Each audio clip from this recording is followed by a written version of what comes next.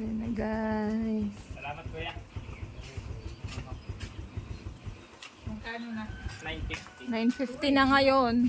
Ano na kuya? Sa Lunes na magtataas. Magtataas pa ulit sa Monday. Halos dalawang araw. Grabe ano. Salamat to. Thank you po. May tap na paghanap. Ayan na guys. Stock namin yan. Tig-isa kami ni Emeline. Kasi doon, meron na kami. Kakalagay lang namin ngayon. Kakapalit lang. Kaya, magkano ba nung nakaraan ang kuha natin? 860. 860 lang nung nakaraan. Ngayon, ang binayaran namin ay 950 ng isa. Diba? Tapos sa Lunes daw. Tataas na naman. Ano na yan? Mga 1,000 na yan mahigit.